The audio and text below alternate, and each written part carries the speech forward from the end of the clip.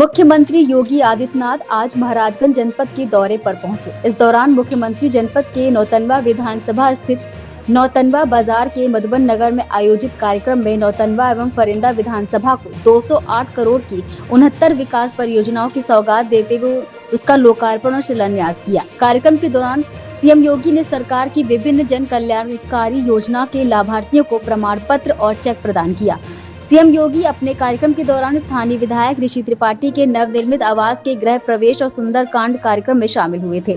जनसभा को संबोधित करते हुए सीएम योगी ने कहा कि आज पूरा विश्व वैश्विक संकट से जूझ रहा है। हिंदुस्तान देश की जनता का है और हर नागरिक की जिम्मेदारी बनती है कि हम देश के साथ खड़े रहे। प्रधानमंत्री नरेंद्र मोदी ने कहा कि ईंधन की आपूर्ति की सप्लाई चेन को सुचारू रूप से बनाए रखने के लिए लगातार प्रयास किए जा रहे हैं। दुनिया के बड़े बड़े देशों में ईंधन के दाम कई गुना बढ़ गए हैं, जिसे भारत ने अब तक नियंत्रित करके रखा है। हमें विपक्ष के नकारात्मक राजनीति का शिकार नहीं होना है।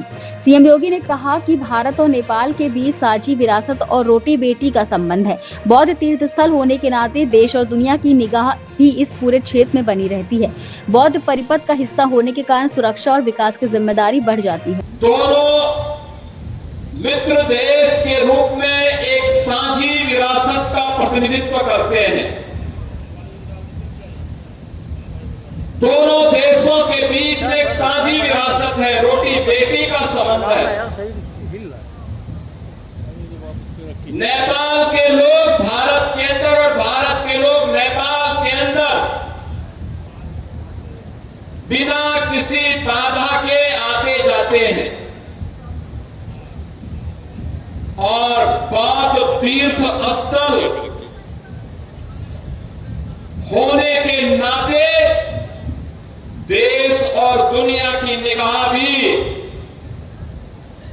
इस पूरे क्षेत्र में बनी रहती है। उन स्थितियों में बौद्ध परिपथ का हिस्सा होने के कारण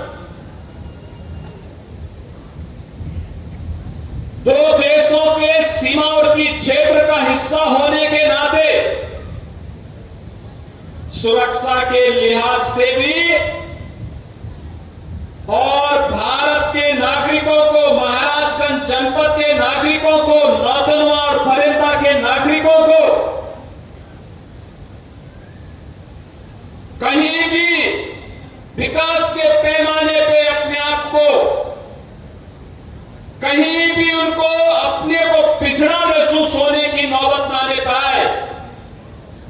और नेपाल का भी कोई हमारा मित्र देश का नागरिक भी अगर अपने किसी कार्य के लिए अपने रिश्तेदारी में, नातेदारी में इस क्षेत्र में आता है, उसको भी आने जाने में परेशानी न हो, इसके लिए विकास अत्यंत आवश्यक है।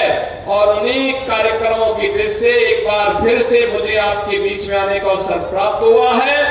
मैं इसके लिए ऋषि त्रिपाठी जी को, ये नुकसान देश का है, देश का मतलब जनता का है, तो जनता की जिम्मेदारी क्या बनती है? हम सरकार के साथ खड़े होकर के देश के साथ संबंध बने हर नागरिक की जिम्मेदारी बनती है। प्रधानमंत्री जी ने जो बातें कही है, ईंधन की आपूर्ति के सप्लाई चेन को सुचारू रूप से बनाए रखने के लिए लगातार प्रयास है। दुनिया के अंदर बड़े बड़े देशों में डीजल, पेट्रोल, एलपीजी के दाम कई कई गुना बढ़ गए हैं। भारत ने अब तक नियंत्रित करके रखा, लेकिन हमें विपक्ष के नकारात्मक राजनीति और नकारात्मक नैरेटिव का शिकार नहीं होना है। अगर देश हित में कोई निर्णय लिया जाता है तो हमें प्रधानमंत्री मोदी जी के साथ खड़ा होना होगा, देश के साथ खड़ा होना होगा। याद रखना, देश से बढ़कर के कोई नहीं, कोई देश से बढ़कर के नहीं हो सकता। तो देश हित में होगा और जो देश का नेतृत्व कहेगा, जो प्रधानमंत्री मोदी जी कहेंगे, हम उनके साथ खड़े होंगे। यह एक संकनाद हर भारतीय के मुंह से निकलना चाहिए, हर महाराजगंज वासी और हर उत्तर प्रदेश वासी के मुंह से निकलना चाहिए। क्या उत्तर प्रदेश वासी प्रधानमंत्री मोदी जी के साथ में है? क्योंकि उत्तर प्रदेश को उसकी पहचान मोदी जी ने दिलवाई है। हमें भी उनके साथ खड़ा होना है। उन्होंने कहा जितनी आवश्यक हो उतना ही बिजली की खपत करिए, ज्यादा नहीं। ऐसा नहीं कि दिन में भी आपके घर के बाहर की लाइट जल रही है, अगर आप कमरे में नहीं है पंखा बंद कर दीजिए, एसी या कूलर है वो चल ही रहा है तो उसको बंद कर दीजिए, बल्ब है उसको बंद कर दीजिए। जब आप रहे जरूरत के हिसाब से चलाइए, ज्यादा मत चलाइए। अगर एक गांव के बच्चे स्कूल जा रहे हैं, स्कूल बस है, तो अपनी कार से अपनी बाइक से क्यों आप जा रहे हैं? उस स्कूली बस से बच्चे को भेज दीजिए। सभी लोग जहां भी हो सकता है, याद रखना बूंद बूंद से घड़ा भरता है। एक एक के प्रयास से ये चीजें आगे बढ़ेंगी। एक एक के द्वारा किए जाने वाले प्रयास का परिणाम होगा कि कोरोना जैसी महामारी का मुकाबला भारत ने दुनिया के अंदर सबसे अच्छा किया।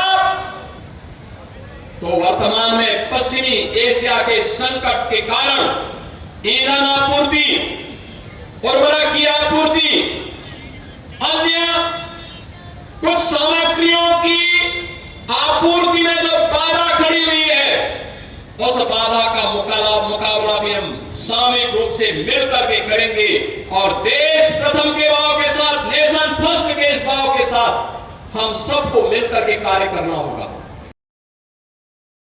राजनीति हो या क्रिकेट, देश विदेश की ब्रेकिंग हो या आपके मोहल्ले की बड़ी खबर, सब मिलेगा एक ही ऐप में, सबसे तेज और भरोसेमंद। अभी डाउनलोड करें दैनिक भास्कर डिजिटल।